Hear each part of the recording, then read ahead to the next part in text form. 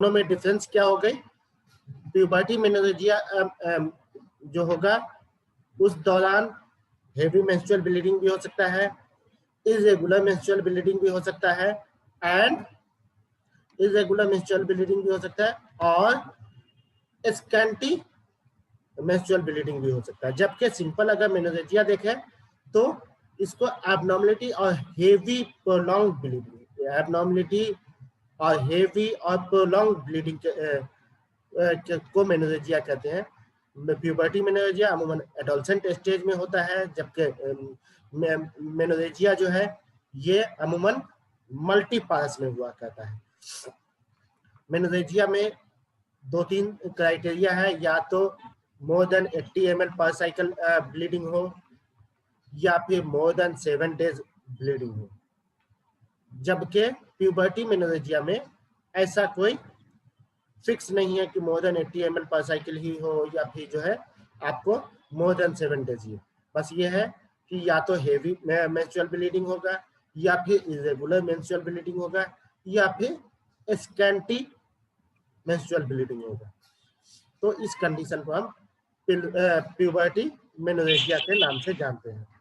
अगर हम काउज की बात करें, तो सबसे पहले अगर हम बात करें प्यूबर्टी मेनोरेजिया की, तो प्यूबर्टी मेनोरेजिया में जो 80 से 90% तक काउज होते हैं वो क्या होते हैं? Dysfunctional uterine bleeding. 80 से 90% तक काउज क्या होते हैं? वो होता है डिसफंक्शनल यूटेराइन ब्लीडिंग। उसके पीछे जो ये होता है, चूंकि मेनाज से लेकर के जब तक फॉलिकल मैच्योर नहीं होता है और प्रॉपर एस्ट्रोजन प्रोजेस्टेरोन का प्रॉपर ये नहीं होता, एक दूसरे को कंपनसेट नहीं करता है, तब तक क्या होता है कि एनओवुलेटरी एनओवुलेटरी साइकिल होने की वजह से एस्ट्रोजन जो है बहुत ज्यादा अनअपोज्ड एस्ट्रोजन आता है, उसको अपोज करने के लिए प्रोजेस्टेरोन नहीं होता है, तो अनअपोज्ड एस्ट्रोजन जो आता है ये क्या करता है कि इंडोमेट्रियम का हाइपरप्लासिया कर देता है। इंडोमेट्रियम हाइपरप्लासिया होने की वजह से ही अमूमन ज्यादा ब्लीडिंग यानी हेवी ब्लीडिंग या इरेगुलर ब्लीडिंग होते हैं। वहीं कभी कभी ये स्कैंटी मेंस्ट्रुएशन को भी लीड करता है। इसके अलावा प्यूबर्टी मेनोरेजिया का अगर हम बात करें काउज, तो इंडोक्राइन डिस्फंक्शन मुराद ये है कि या तो उसको पीसीओएस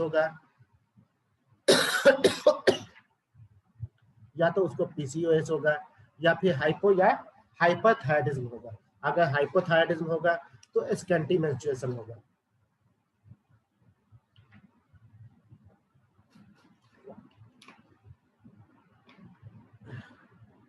अगर हाइपोथायराइडिज्म होगा तो स्कैंटी मेंस्ट्रुएशन होगा, वहीं हाइपरथायराइडिज्म होगा तो हेवी मेंस्ट्रुएशन होगा या इरेगुलर मेंस्ट्रुएशन होगा। वहीं इंडोक्राइन डिस्फंक्शन के बाद बात करें तो हेमेटोलॉजिकल डिसऑर्डर हो सकता है। हेमेटोलॉजिकल डिसऑर्डर में सबसे पहले क्या होता है? Idiopathic thrombocytopenic purpura, idiopathic thrombocytopenic purpura. इसके बाद वान विल्ब्रेंड सिंड्रोम या डिजीज या डिसऑर्डर। इसके अलावा ल्यूकेमिया, वान विल्ब्रेंड डिजीज या फिर ल्यूकेमिया, ये हमारा काउज हो जाएगा हेमेटोलॉजिकल डिसऑर्डर का।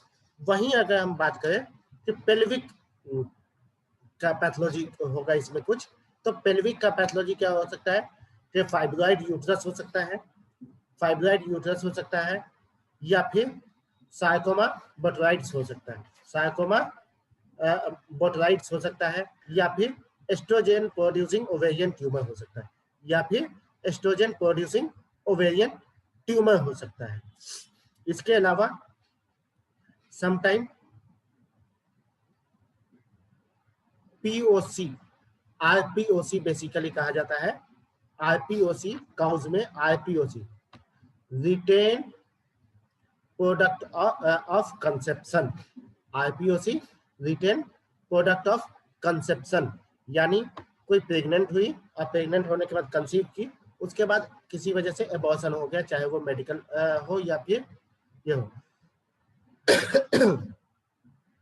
तो अमूमन ऐसा होता है कि एबॉर्शन जो है वो अमूमन अगर अर्ली एज में शादी कर दिया जाए, अभी उसका एनोवुलेटरी साइकिल ही चल रहा हो, मेनाज से ओवुलेटरी साइकिल में इंटर नहीं की हो और उस दौरान वो कंसीव कर दी हो, तो भी जो है प्यूबर्टी मेनोरेजिया के चांसेस बढ़ जाते हैं। तो ये हमारा काउज हो जाता है प्यूबर्टी मेनोरेजिया की। वहीं अगर हम बात करें मेनोरेजिया की, तो मेनोरेजिया के जो काउज हो जाएंगे hormonal imbalance, dysfunction of the ovary, uterine fibroid, uterine polyps, adenomyosis. धीरे बोलिए ना, बहुत जल्दी हो जाता है। तो अगर वहीं हम सिंपल डायरेक्ट मेनोरेजिया की बात करें, तो मेनोरेजिया की इटियोलॉजी की जो हो जाएगी वो हो जाएगी हार्मोन इम्बैलेंस। हार्मोन इम्बैलेंस में आपका एस्ट्रोजन, प्रोजेस्टेरोन, इसके अलावा प्रोलैक्टिन, इसके अलावा आपको एलएच और फिर थायराइड हार्मोन, इन सब का इम्बैलेंस लीड कर सकता है इसको क्या नाम है मेनोरेजिया को। वहीं dysfunction of the ovaries, dysfunction of the ovaries से मुराद ये है कि किसी को पीसीओएस हो या फिर किसी को आप एजेनेसिस हो गया हो ओवरीज का, जैसा कि मेनोपॉज स्टार्ट होता है तो प्री मेनोपॉज पेरी मेनोपॉज के दौरान होता है, तो उसमें, या फिर यूट्राइन फाइब्रॉइड्स में, यूट्राइन फाइब्रॉइड्स के अलावा हो गया यूट्राइन पॉलिप या फिर सर्वाइकल पॉलिप, यूट्राइन पॉलिप या फिर सर्वाइकल पॉलिप अगर हो गया तो भी, या फिर एडिनोमायोसिस, एडिनोमायोसिस के अलावा इंट्रा यूट्राइन डिवाइस अगर किसी ने लगवा रखा है, जैसे प्रॉपर्टी लगाते हैं, तो उस कंडीशन में भी हमें देखने को मिलेगा। सर ये सब क्या? देखा, तुम्हारी आवाज सही से नहीं आ रही है, मैं सही नहीं समझ पा रहा हूँ, तो अगर सही नेटवर्क एरिया में आके बोलो तो मैं समझ पाऊंगा, अदरवाइज मैसेज में लिख दो। ओके, सो अगर इसके बाद आगे बात करें, सर यूटेराइन फाइब्राइड और पोलिप्स वगैरह ये टर्म जो अपनी, ये टर्म जो है क्या बोल रहे हैं, ये टर्म जो है यूटेराइन फाइब्राइड और पोलिप्स वगैरह ये तो यूटेराइन फाइब्रॉइड और पॉलिप किसे कहते हैं? पॉलिप होता है नोडुलर ग्रोथ।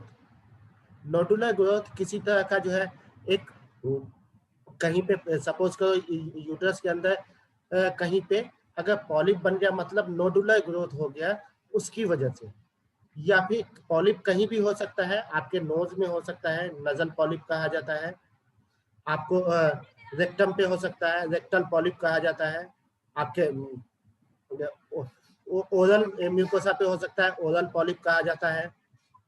उसी तरह आपको जो है इस पे क्या नाम है, इसको क्या कहते हैं, कार्डियक ऑफिस पे हो सकता है, इसको ये हाइटस पॉलिप कहा जाता है। तो पॉलिप कहीं भी हो सकता है। पॉलिप के बेसिकली मुराद ये है कि nodular growth,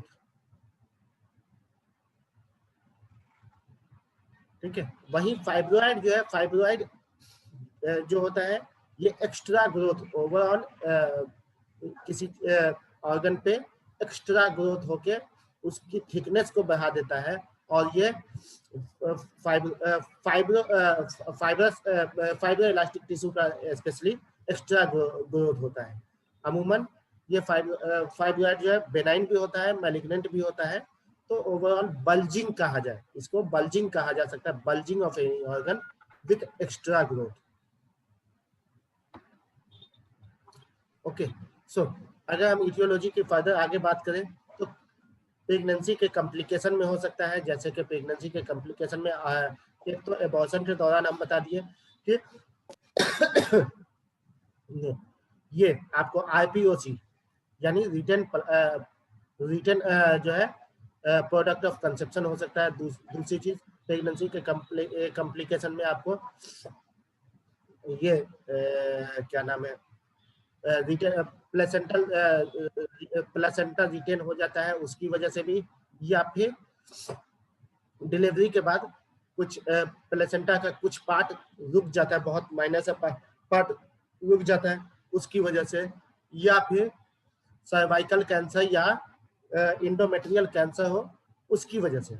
inherited bleeding disorder, किसी को जो है ये हो क्या नाम है हीमोफीलिया हो, या फिर आपको थ्रोम्बोसाइटिक आइडियोपैथिक थ्रोम्बोसाइटिक परफ्यूरा हो, ल्यूकेमिया हो, इन सब कंडीशन में भी आपको देखने को मिल सकता है। वहीं कुछ मेडिकेशंस है, मेडिकेशंस के मोस्ट कॉमन मेडिकेशन जो है वो HRT के नतीजे में भी होता है HRT के नतीजे में होता है। इसके अलावा कोई एस्प्रिन पे हो, NSAID पे हो, या फिर एंटी प्लेटलेट ड्रग्स पे हो, तो इस सब कंडीशन में भी हमें देखने को मिल सकता है।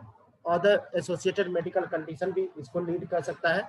अदर एसोसिएटेड मेडिकल कंडीशन में जैसे अगर हम बात करें तो कोई HIV की पेशेंट हो, या फिर आपको ये ट्यूबरकुलोसिस की पेशेंट हो, या फिर एनीमिया की पेशेंट हो, इन सब कंडीशन में भी, सेवियर एनीमिया की पेशेंट हो, इन सब कंडीशन में भी हमें देखने को मिलेगा। एक एक करके इसका जो है डिटेल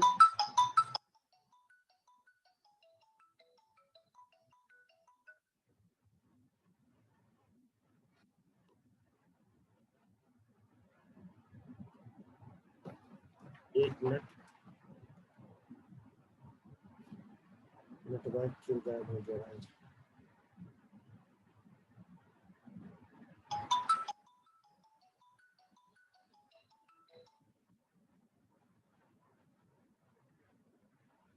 क्लास ले रहा हूँ, काटा हूँ तो समझना चाहिए ना, क्लास ले रहा हूँ।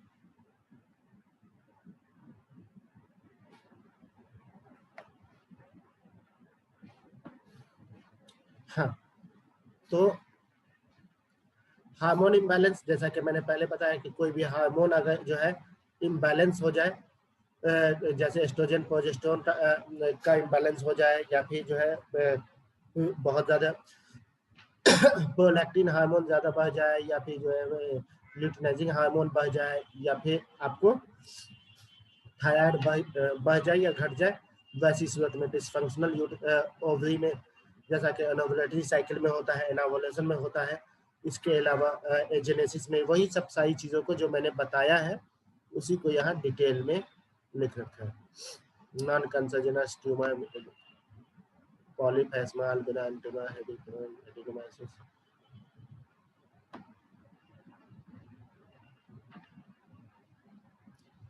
अब हम आते हैं इसके क्लिनिकल फीचर्स पे। क्लिनिकल फीचर्स में जो मेन सबसे कॉमन क्लिनिकल फीचर्स क्या रहेगा कि चूंकि हेवी और इरेगुलर मेंस्ट्रुएशन है, तो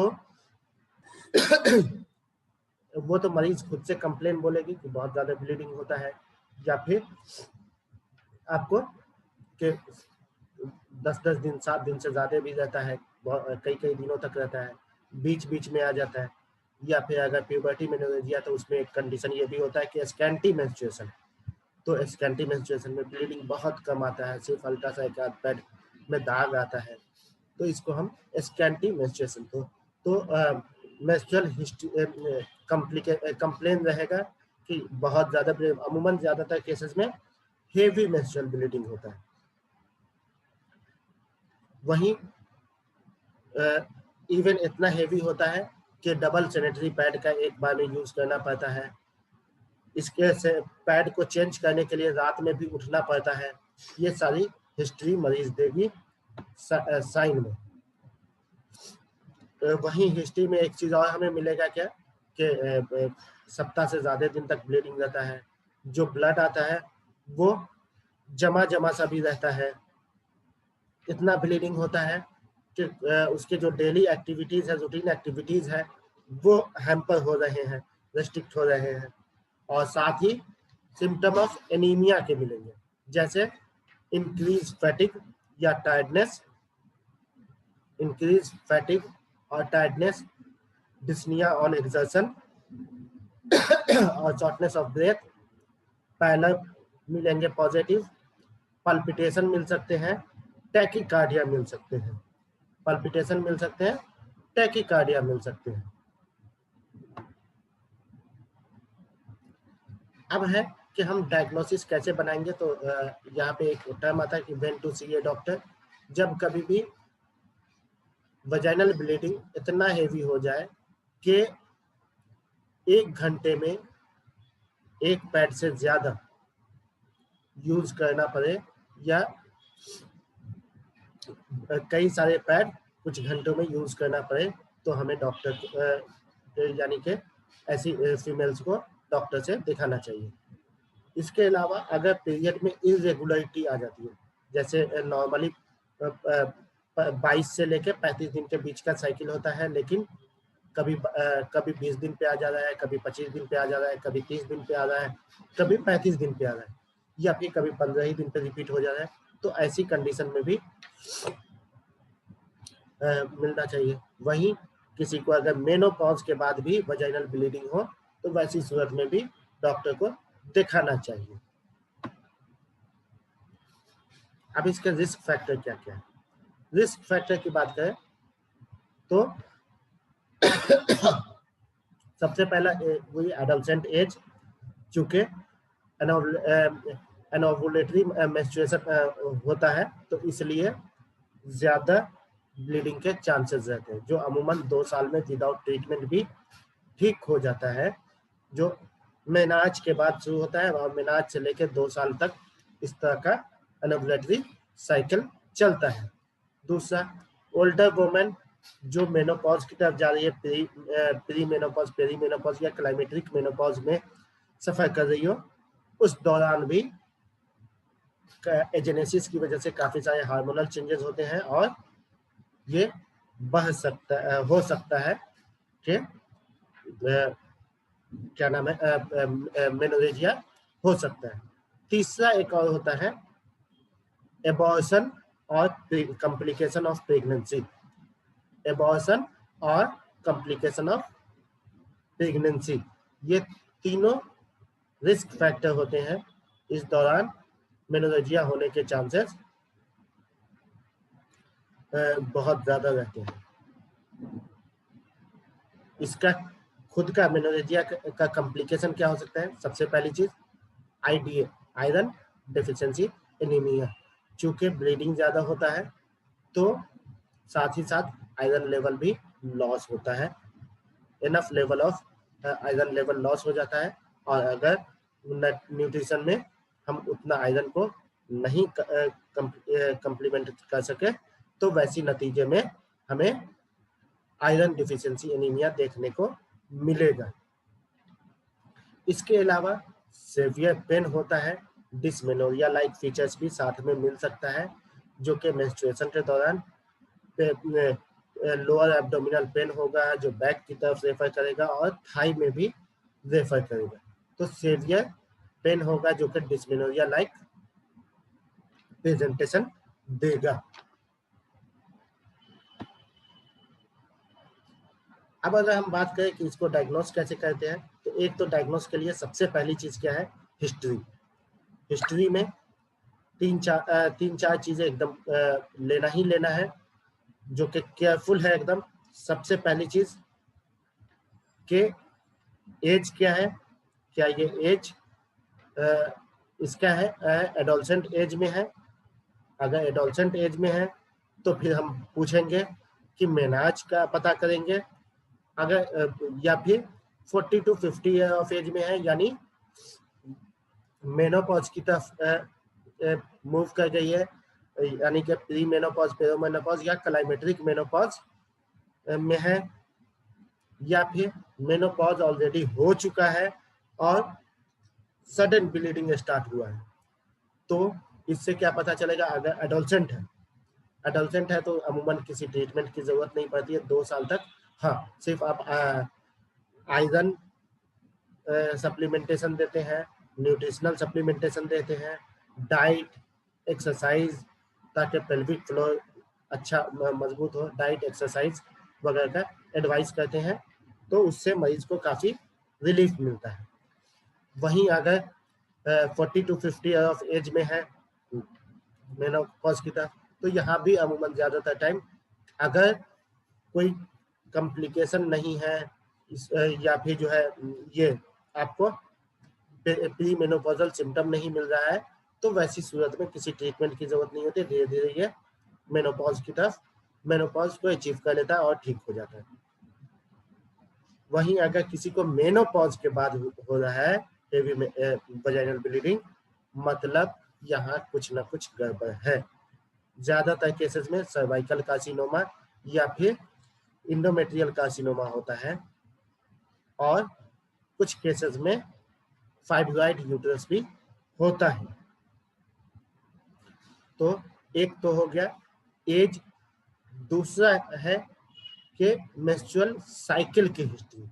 साइकिल में सबसे पहले कि कितने दिन पे साइकिल रिपीट करता है, रेगुलर है, इरेगुलर है, रेगुलर है या इरेगुलर है, प्लस फ्लो कितना दिन रहता है, कहीं ये 7 दिन से ज्यादा तो नहीं रहता है, या फिर स्कैंटी तो नहीं होता है, कितना पैड चेंज करना पड़ता है, उससे हम अंदाजा लगाते हैं कि इसको हेवी मेंस्ट्रुअल ब्लीडिंग है, इरेगुलर मेंस्ट्रुअल ब्लीडिंग है, मोर देन 80 ml ब्लीडिंग है, या फिर स्कैंटी मेंस्ट्रुएशन है। वहीं तीसरा हिस्ट्री जो लेते हैं वो प्रेगनेंसी से रिलेटेड, कि हाल में कोई कंसीव किया है क्या, कंसीव किया है तो कोई एबॉर्शन हुआ है क्या, या हाल में डिलीवरी हुआ है क्या। इन चीज़ों का हिस्ट्री बहुत ही इम्पोर्टेंट है, ये तीनों चीज़ों का हिस्ट्री। ये हिस्ट्री के बाद हम आगे जो है इन्वेस्टिगेशन की तरफ जाते हैं। तो इन्वेस्टिगेशन में जो सबसे पहली चीज़ क्या होती है, सबसे पहली चीज़ होती है सीबीसी। सीबीसी में भी स्पेशली हम क्या कहते हैं, एचबी। एचबी से हम पता लगाते हैं कि एनीमिया है कि नहीं, एनीमिया है कि नहीं, वो एचबी से हम पता लगाते हैं। अब एनीमिया है तो आयरन डिफिशिएंसी एनीमिया है, इसका पता लगाने के लिए हम 2 चीजें कर सकते हैं। एक, सीबीसी में हम एमसीबी ये पीसीबी देखते हैं, सॉरी एमसीबी देखते हैं। एमसीबी अगर लेस देन 80 होता है तो आयरन डिफिशिएंसी एनीमिया की तरफ इंडिकेट करेगा। 80 से 100 होता है तो वैसी सूरत में हमें ये इंडिकेट क्या करेगा, नॉर्मोसाइटिक नॉर्मोक्रोमिक, यानी हेवी ब्लीडिंग की वजह से है, आयरन डिफिशिएंसी नहीं हो रहा है। वहीं अगर मोर देन 100 आता है तो वैसी सूरत में ये मेगालोब्लास्टिक एनीमिया की तरफ इंडिकेट कर सकता है। तो ये देखते हैं। इसके अलावा और हम क्या इन्वेस्टिगेशन करेंगे, तो थायराइड प्रोफाइल करवाएंगे, उसमें हम हाइपो और हाइपरथायराइडिज्म को रूल आउट करेंगे। उसमें हम हाइपो और हाइपरथायराइडिज्म को रूल आउट। हाँ, सीबीसी में एक चीज और, ये प्लेटलेट काउंट देखेंगे कि प्लेटलेट काउंट कितना है, कहीं थ्रोम्बोसाइटोपेनिया तो नहीं है, और वो थ्रोम्बोसाइटोपेनिया अगर है तो उसकी वजह क्या है, कहीं वो आइडियोपैथिक थ्रोम्बोसाइटोपेनिक तो नहीं है, तो इसको रूल आउट करेंगे। वहीं हम टोटल काउंट के जरिए ल्यूकेमिया को भी रूल आउट करेंगे। कोई बता सकता है types of leukaemia? Hello hello hello, कोई नहीं है, गजब है। Yes sir.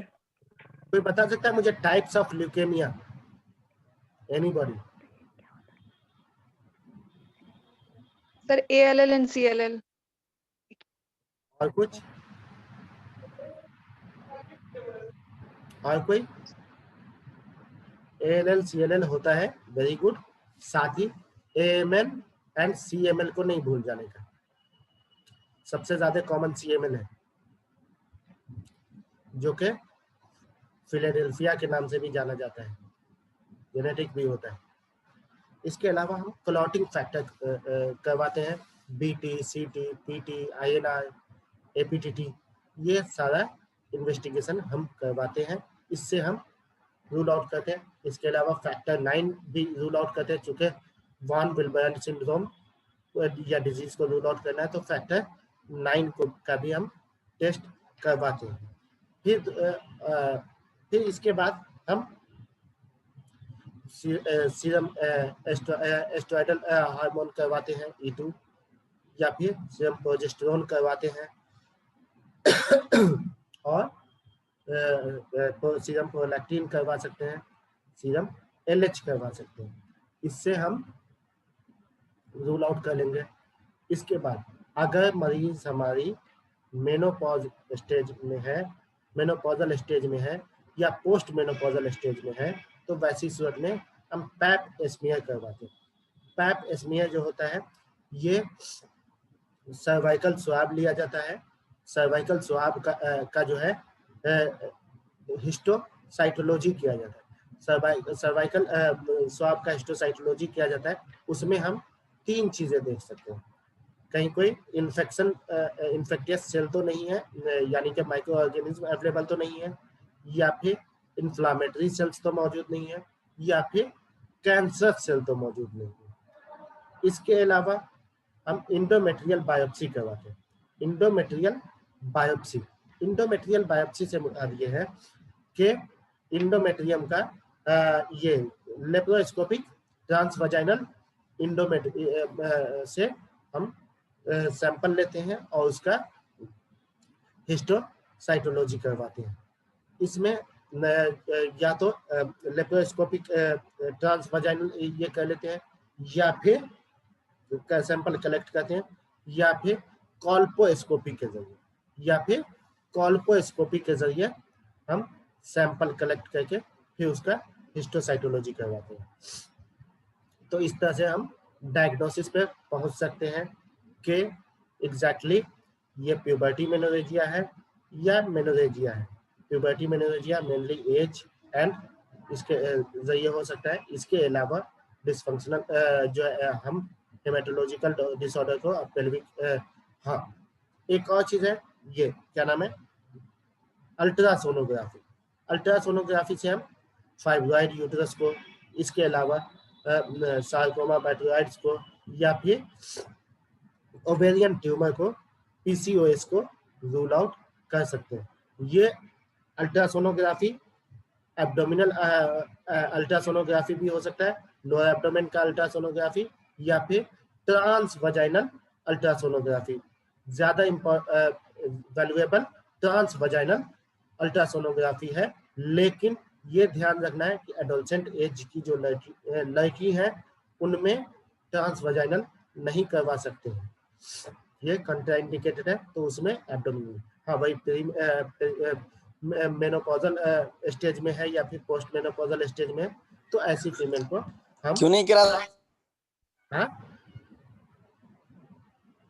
ऐसी फीमेल को हम ट्रांस वजाइनल अल्ट्रासोनोग्राफी करवाएंगे। अब इसके बाद बात आती है मैनेजमेंट की।